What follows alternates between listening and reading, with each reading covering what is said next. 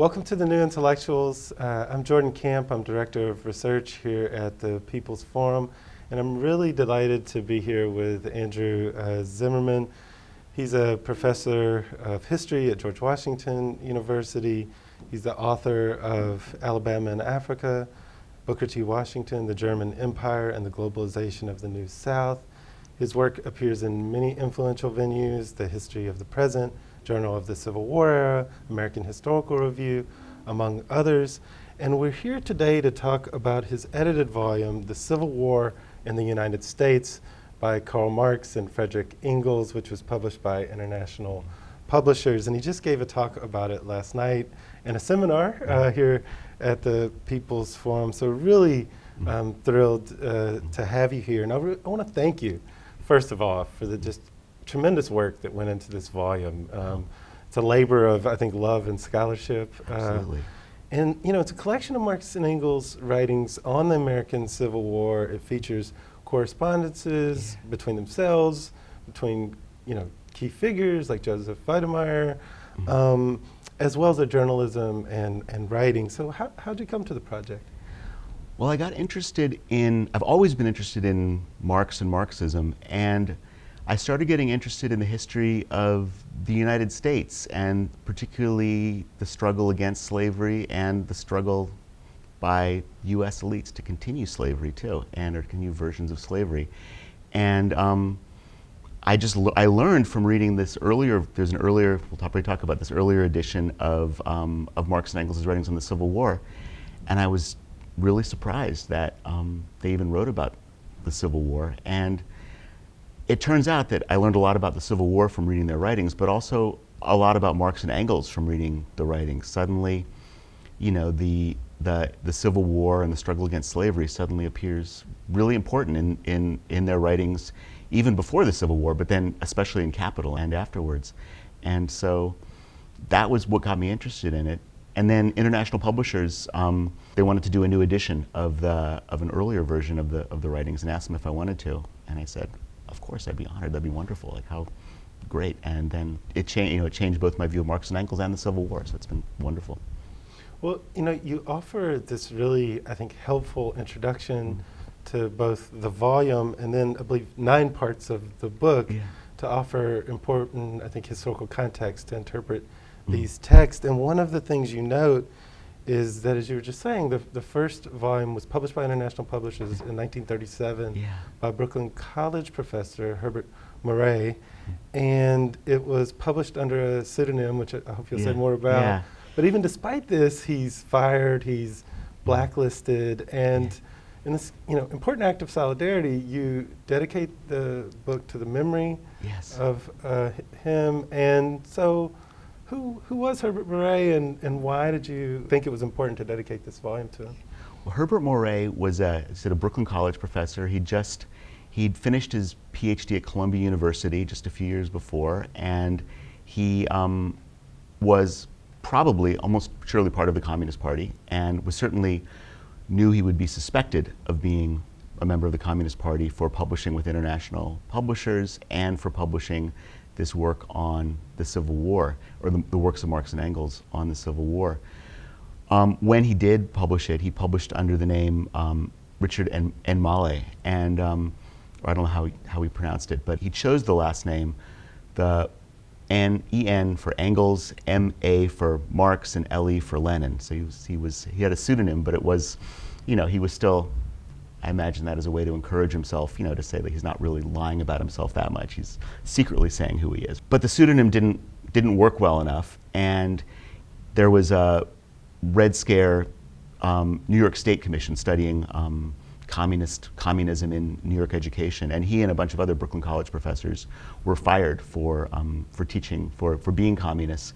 And particularly what they focused on was the efforts, they said, to show that great American figures, including Abraham Lincoln, were forerunners of the Reds. And so that was part of what he was trying to show, is that he was trying to show there's this communist tradition, that a U.S. communist tradition as well, and he was trying to work on how we understand U.S. history. And he lost his job, and he later the Communist Party got him a job, I believe, in the research division of a union, and I can't remember which one right now. And but yeah, he was pushed out of academia, as were a lot of people. And I really felt honored to be following in his footsteps and working on the same project, and also really grateful for people like him who struggled for some greater academic freedom, although, as we've talked about, it's important to remember that very few people enjoy academic freedom such as it is. And but yeah, I wanted to put his name on the book. He couldn't put his name for that reason, and I thought, so I didn't dedicate it to Richard, his pseudonym. I dedicated it to Herbert Marais, the person who gave up his livelihood for this political work. And I was hoping I could locate relatives or descendants of Marais and give them the book, but I haven't been able to. But who knows? Maybe if anybody knows a descendant, I would love to get in touch.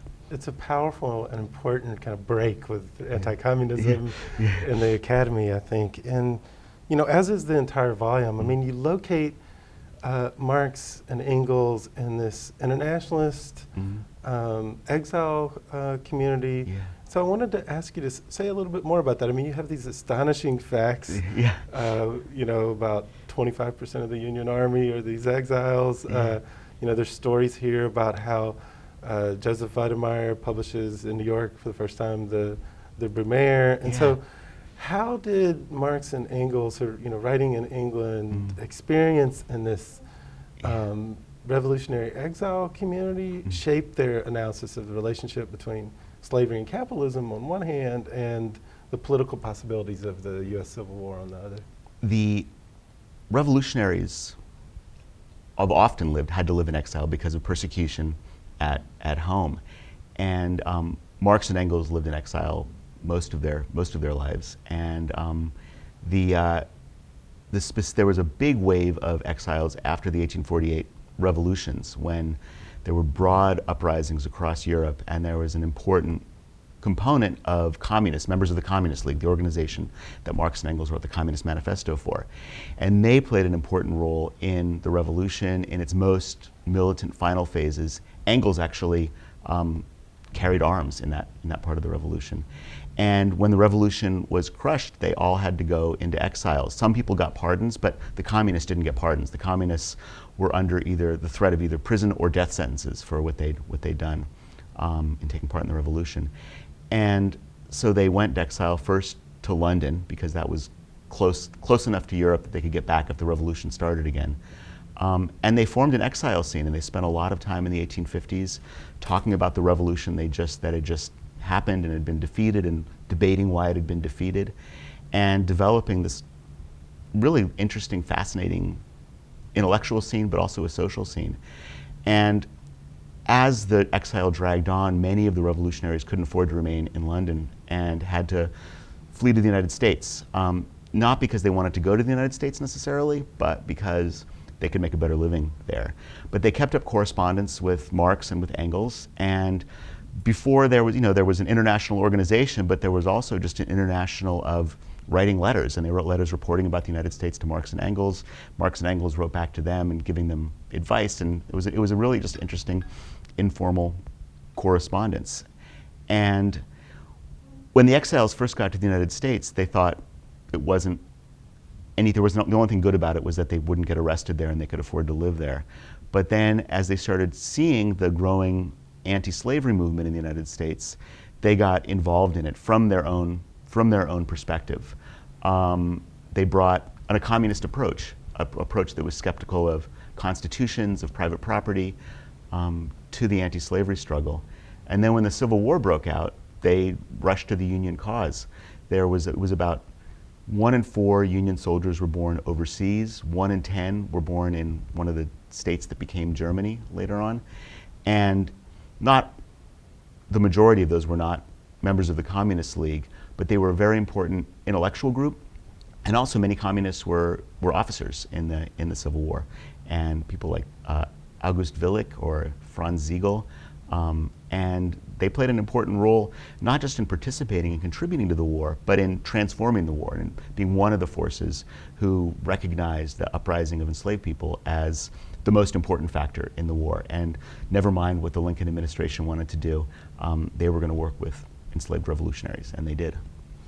What if you could say, a little about what you think their work as intellectuals teaches us about the role of the intellectual in radical political and in communist movements? Yeah, that's a really good question. I mean, one thing is that they come to the United States and they go into exile in general in defeat. So they're not coming to export their big successful models, because they don't have successful models. They come to the United States with communist questions, and they learn a lot. They look around, they study, they write about all kinds of aspects of U.S. life, and they try to think about it through think about their own situation, think about the revolutionary situation, and learn from what's happening in the United States, and particularly from enslaved people working against slavery. And I think that the things that made them so good and important, both in contributing to the overthrow of slavery in the United States, but also contributing to the development of Marxism and of communism more, is an interest in what was going on around them, a willingness to think about it and to make guesses sometimes and to be wrong sometimes. And I think, and to learn from what they were doing, and to participate in the movements that are going on around them, and to learn from those movements and to try to contribute to those movements too, but also to learn from them, to really see a two-way relationship between what they're doing and the movements that they're participating in.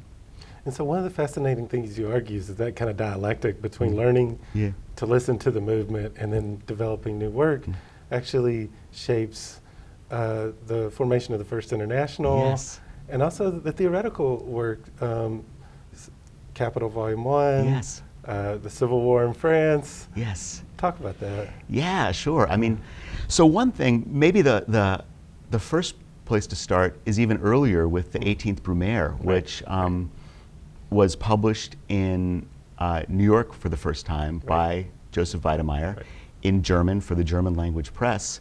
And it's a text that analyzes the end of the 1848 revolutions, the rise of this new kind of modern dictator in Napoleon III. And what it is also is an encouragement to revolutionaries. If you read, a lot of it, the bulk of it is about the events of the Napoleon Bonaparte's rise to power, or the Napoleon III's rise to power.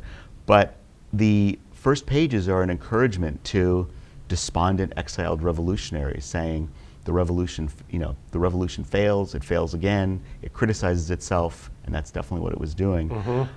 It goes back to its conclusions, it starts again. It's really advocating to embrace the learning, to embrace what it means to be a revolutionary isn't to enforce your program on the people, but it's to just embrace that it's complicated, and that we have to, that defeats are only temporary, and that we have to criticize ourselves and think through these things. And the great line is, the poetry of the revolution will come from the future, and that means, don't come here with fixed ideas. Marx and Engels were writing back and forth with their comrades. They were also reading the U.S. press and getting really interested in the struggle against slavery and in the kinds of political forms that were happening.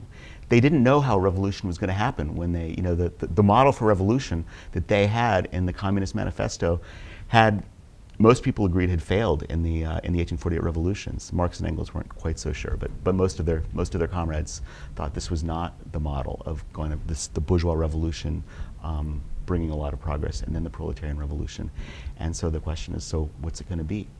And Marx and Engels had already written about, or Marx had already written about slavery as a part of capitalism. That's one of the, I think, misconceptions about Marx's view of slavery, that it wasn't part of capitalism. Marx knew, as we all know, that slavery existed before capitalism, and that wasn't part of capitalism. But in capitalism, slavery, and particularly slavery of people of African people, was central to Marx says it's as central as machinery, as credit, as any other aspect of capitalism.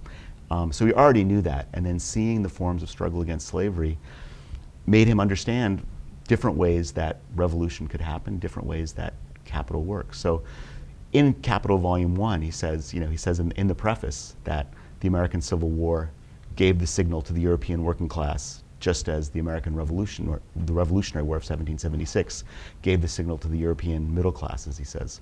And for him, one thing it taught him is that revolution is possible, that it works, that struggle against domination of workers, whether it's as enslaved workers in the case of the American Civil War, but as wage workers also, is part of the revolution. It's where the revolution comes from, and that revolution can be mixed up with war. It can be mixed up in all kinds of complicated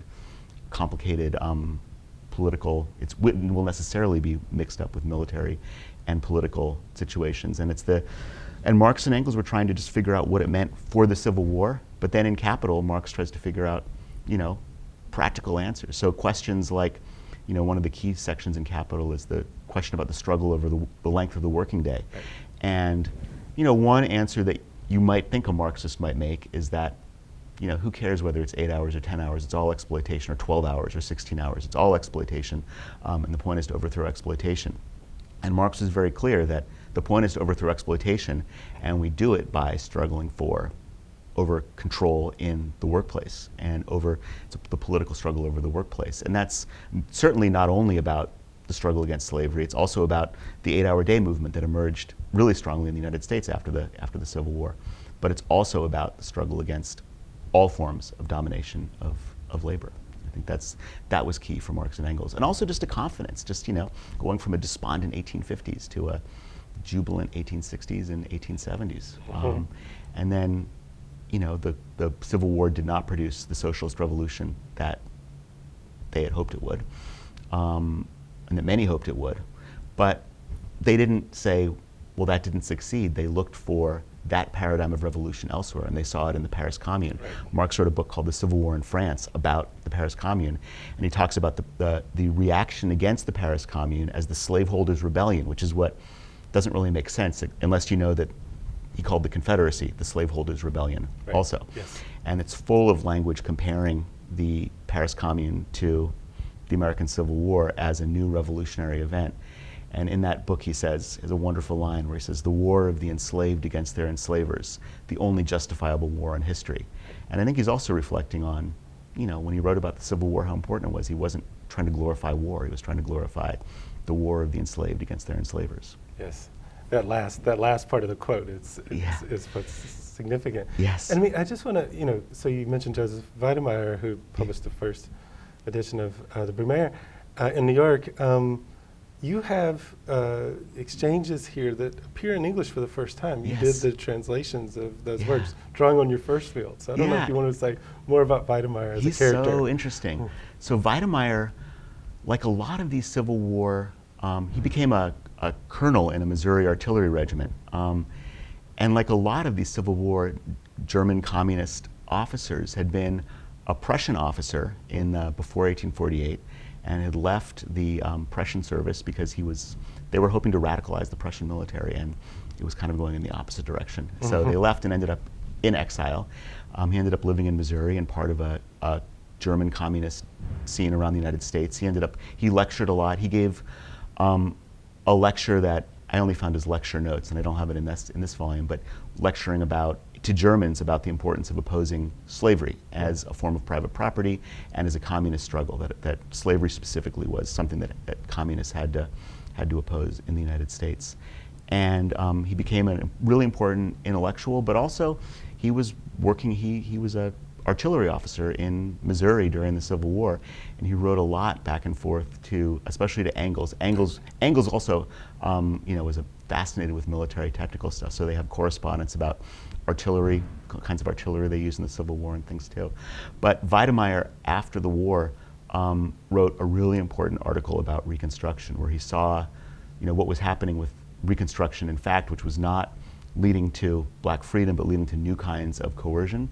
And he said that what needs to absolutely happen is we need to have land redistribution and total civil equality between black people and white people.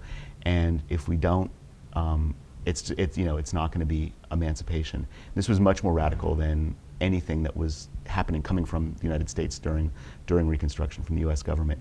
He has this great line. He says, "We need to reconstruct Reconstruction." And I think that's a really powerful line. And it's it's a nice dialectical move. You always have got to, whatever the official form of liberation, we need twice that much.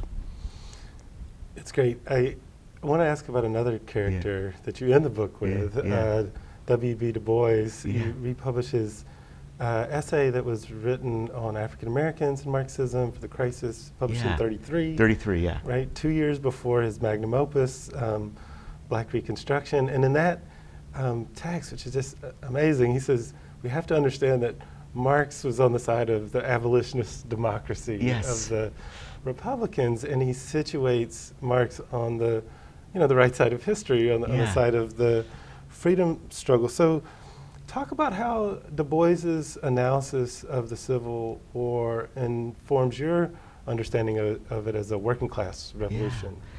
I mean, for Marx, it was a working class revolution also. And Marx saw the importance of enslaved people rebelling against their slavery, but he also didn't make that as central to his account of the Civil War as I think his own theory suggested.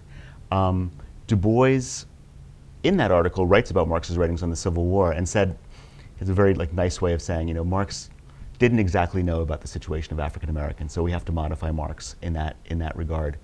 And we see that in the 1935 Black Reconstruction, where he puts, for Marx, it's often like working class white people in the North. Sometimes it's enslaved people, but sometimes it's even Abraham Lincoln as someone that Marx sees as of a working class background. And Du Bois says, no, the working class of the United States that overthrew slavery in the Civil War was the black worker, the enslaved black worker. And they carried out, he says, a general strike. And he makes a really important argument, and then says, and that he says it was the most important communist revolution before the Russian Revolution. And he also points, he says, he's not idealizing the United States. He says it was undone by a counter-revolution of property. That's right. But Du Bois really takes, I think, the potential that's in Marx for a revolution, for an understanding of the Civil War that centers on a working class revolution that is an enslaved and black working class rather than a white free working class, and centers it on the proletariat of the South and of the United States, and I think takes Marx's categories beyond Marx, sort of in the way Vitae wanted a reconstruction of Reconstruction. Du Bois does a more Marxist reading of the Civil War than Marx does, and I think that is just so important for the development of Marx. And so one of the things, if there's a story in this book of Marx's writings, it's Marx and Engels coming to understand the Civil War as a working class revolution, coming to understand the working class revolution differently than the Civil War, but not taking it to its complete logical conclusion. Du Bois is a next step, and I think that really builds on and transforms what and I think establishes what a Marxist account of the Civil War has to be from now on. I think and we continue to develop those accounts, but that's what Du Bois does, and that's why I wanted to end with Du Bois rather than Marx. Also, because nobody should have the last word, and certainly not Marx and Engels. The Civil War in the United States, edited by Andrew Zimmerman. It's a really fantastic volume. I encourage everyone to get a copy if they haven't already, and thank you for talking with us today.